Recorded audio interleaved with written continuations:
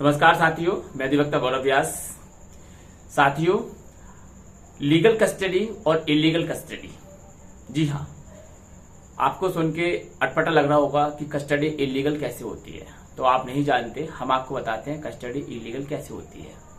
जब कोई व्यक्ति पर कोई आरोप लगता है, किसी व्यक्ति पर कोई क्रिमिनल चार्जेस लगाए जाते हैं, तो उसे पुलिस के द्वारा संगीन मामलों में गिरफ्तार किया जाता है। बेलेबल और नॉन बेलेबल दो कैटेगरी के मामले होते हैं। जो बेलेबल मामले हैं उनमें पुलिस जनरली किसी को गिरफ्तार नहीं करती है, और जो नॉन बेलेबल मामले हैं पुलिस व्यक्तियों को गिरफ्तार करती है। तो ये तो है क्राइटेरिया कि बेलेबल, नॉन बेलेबल, है ना, कॉग्निजेबल, नॉन कॉग्निजेबल। तो इसमें कस्टडी, लीगल कस्टडी और इलीगल कस्टडी कैसे हो जाती है, वो आज हम आपके साथ डिस्कस करने वाले हैं। साथियों, जब कस्टडी पुलिस के द्वारा जब गिरफ्तारी ली, किसी व्यक्ति की गिरफ्तारी करके उसकी कस्टडी ली जाती है, तो विधि के उपबंधों का यदि पुलिस ने पालन किया है तो ऐसी कस्टडी, ऐसी गिरफ्तारी लीगल मानी जाएगी। और जब पुलिस के द्वारा विधिक उपबंधों की अनदेखी करते हुए कोई गिरफ्तारी की जाती है तो ऐसी गिरफ्तारी या ऐसी कस्टडी इलीगल कस्टडी मानी जाएगी। तो इलीगल कस्टडी होने पर व्यक्ति को क्या अधिकार प्राप्त हैं, वो क्या कर सकता है दोषी अधिकारियों के खिलाफ।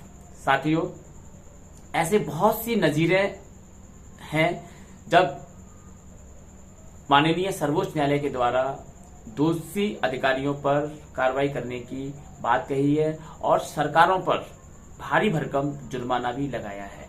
क्यों? क्योंकि जो सुप्रीम कोर्ट है वो संविधान के संरक्षक के तौर पर जाना जाता है, और किसी भी व्यक्ति की इलीगल कस्टडी उसे उसके बहुत महत्वपूर्ण अधिकार, जिसे मौलिक अधिकार कहते हैं, फंडामेंटल राइट्स कहते हैं, जो कि संविधान में उसे गारंटी देता है कि इसे वायलेट नहीं किया जाएगा। आर्टिकल 21 बहुत महत्वपूर्ण आर्टिकल है, जो कि व्यक्तियों के प्राण एवं दैहिक स्वतंत्रता की बात करता है। प्राण एवं दैहिक स्वतंत्रता के अंतर्गत क्या गरिमा भी शामिल है? जी हाँ, प्राण एवं दैहिक स्वतंत्रता के अंतर्गत गरिमा भी शामिल है।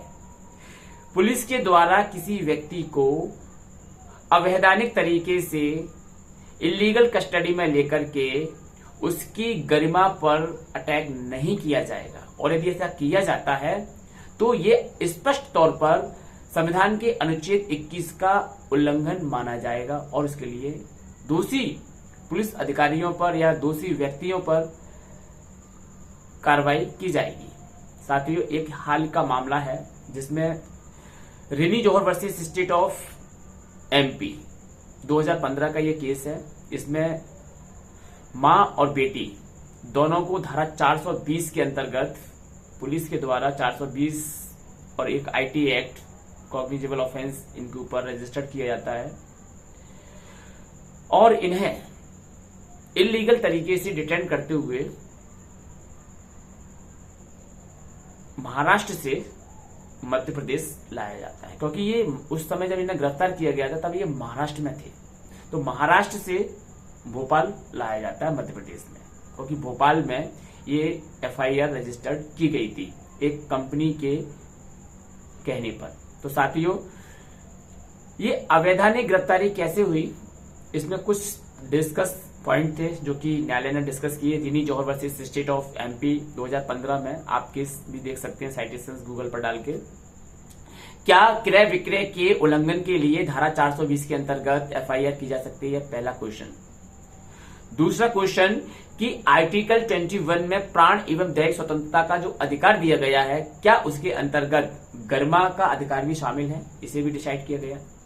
तीसरा कि जिस आईटी एक्ट की इंफॉर्मेशन टेक्नोलॉजी एक्ट के अंतर्गत जो केस रजिस्टर किया गया था, क्या वह वैध था या अवैध था? क्योंकि पूर्व में ही Shreya Singhal versus state of India के मामले में माननीय सर्वोच्च न्यायालय के द्वारा सेक्शन 67A को अनकॉन्स्टिट्यूशनल डिसाइड कर दिया। इसलिए अनकॉन्स्टिट्यूशनल हो जाने की वजह से इस धारा में तो केस बनता ही नहीं है, और इन सभी प्रश्नों पर न्यायालय ने एक साथ विचार किया, पाया कि ये सभी की सभी गलत थे। धारा 420 के अंतर्गत जो एफआईआर की गई थी वह भी गलत थी। आर्टिकल 21 का स्पष्ट वायलेशन किया गया था क्योंकि गिरफ्तारी विधि के उपबंधों के अनुसार नहीं की गई थी। दूसरा 67 जो 67A 66B के अंतर्गत जो कार्रवाइयां की गई थी वह कार्रवाई भी पूरी तरीके से दूषित थी। तो इस कारण से इस पूरे मामले को माननीय सर्वोच्च न्यायालय के द्वारा निरस्त कर दिया गया। ये एक फैसला है, एक नजीर है। आते हैं अपने पॉइंट पर कि जो गिरफ्तारी की गई थी पुलिस के द्वारा, महाराष्ट्र से पुणे से भोपाल तक लाया गया उन्हें ठंडी रात में एक डिब्बे में डाल करके, रेलगाड़ी के डिब्बे में डाल करके। लड़की जिस पर आरोप लगा था वह डॉक्टर थी पेशे से, उसकी मां एडवोकेट थी, पुणे के कोर्ट में, पुणे महाराष्ट्र में की जिला अदालत में वह वकालत करती थी। तो साथियों दोनों ही एक रिस्पेक्टेबल, उनकी एक रिस्पेक्ट थी। पुलिस के द्वारा कैसे उनकी रिस्पेक्ट को, डिग्निटी को हर्ट किया और उस डिग्निटी हर्ट के लिए माननीय सर्वोच्च न्यायालय ने प्रत्येक याची को 5-5 लाख रुपए का कंपनसेशन देने के लिए राज्य सरकार, मध्य प्रदेश राज्य सरकार को निर्देशित किया और यह भी कहा कि यदि सरकार चाहे तो दोषी पुलिस वालों पर कार्रवाई कर सकती है। तो साथियों जब कभी हमारे अधिकारों का हनन होता हो तो हमें चुप नहीं बैठना है। अधिकारों की लड़ाई लड़ने के लिए हमें आगे आना है और उस लड़ाई को जीतना भी है। साथियों इसके लिए हमें किसी भी मंच पर जाना पड़े, हमें जाना चाहिए और अपनी लड़ाई लड़नी चाहिए। अगर रिनी जौहर माननीय सर्वोच्च न्यायालय में नहीं जाती तो क्या वह जीत पाती? क्या वह लोगों के लिए एक नजीर पेश कर पाती? जी नहीं। इसलिए हम सबका ये कर्तव्य है कि हम जागरूक रहें, अपने अधिकारों का संरक्षण स्वयं करें, दूसरे के अधिकारों का भी संरक्षण करने की कोशिश करें। साथियों ये थी आज की महत्वपूर्ण जानकारी कि लीगल और इलीगल कस्टडी क्या होती है, कस्टडी कब लीगल होती है, कब इलीगल होती है। आई होप कि आपको ये वीडियो से आज समझ में आया होगा।